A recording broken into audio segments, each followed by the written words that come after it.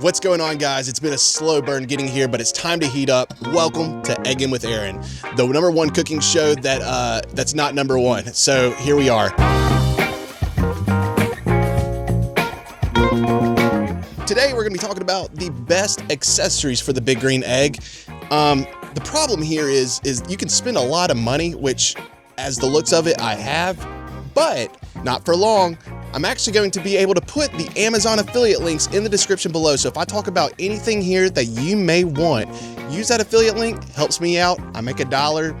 This meal cost me more than $1, but at least I'll get $1 back. So I appreciate your support. So let's talk about the best accessories. So the #1 accessory, in my humble opinion, why? Because I've grilled on the ground, here's a picture of it, is the table. It's your platform for your entire cooking experience. If you don't have a good table, you're not gonna have a pleasant grilling experience. This table is actually custom made in, I believe, Baldwin County, Alabama. I'll have to find the person who actually made this table, but fun fact, Big Green Egg doesn't like to price things affordably because it's a luxury grilling experience. I hope Big Green Egg doesn't see this and cancels any kind of sponsorship in the future, but you know, here we are. Yeah, they like to price things very high, but this table is phenomenal. I think it cost around $250.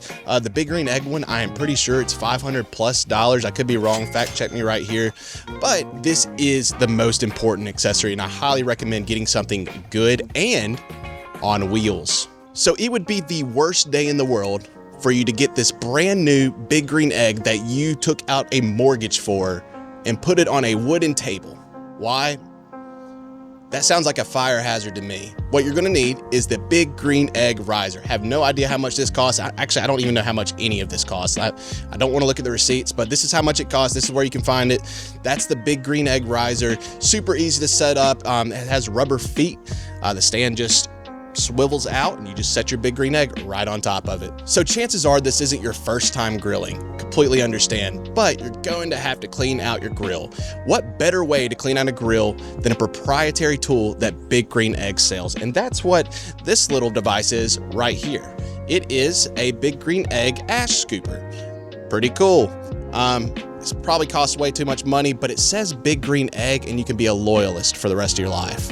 But for real though, any tool works as long as it's a scoop that's metal, you should be fine. Going with the proprietary tool to scoop out the ash is the ash tray that is also proprietary by Big Green Egg. I love giving money to Big Green Egg, but here we are. It is this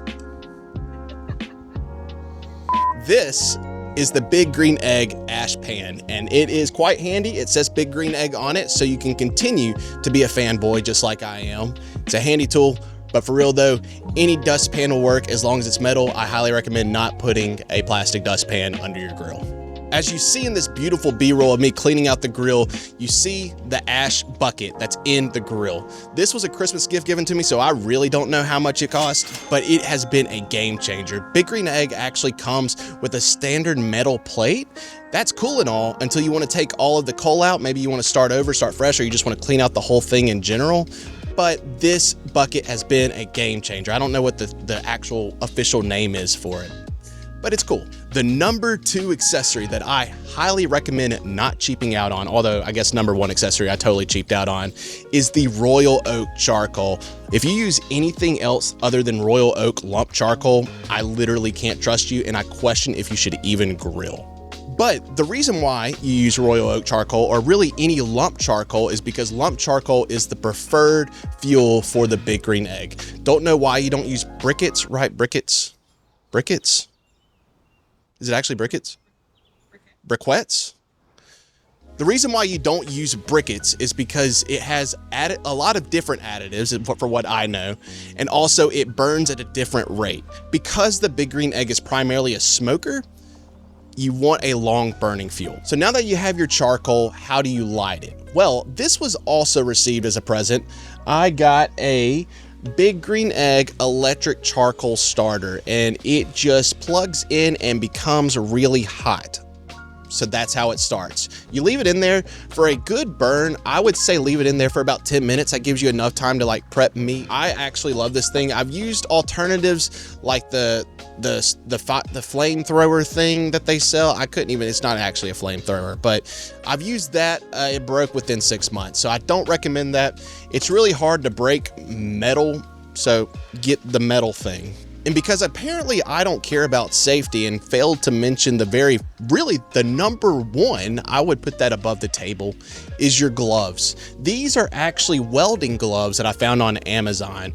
I've tried like the softer Big Green Egg ones. The problem with those is they say they dissipate heat, but that's, by my fingers, I don't think that that's the case. The main reason why I use welding gloves is because it's the best solution that I have found to get the convector out of the grill when I want to change from a smoking to actual direct heat.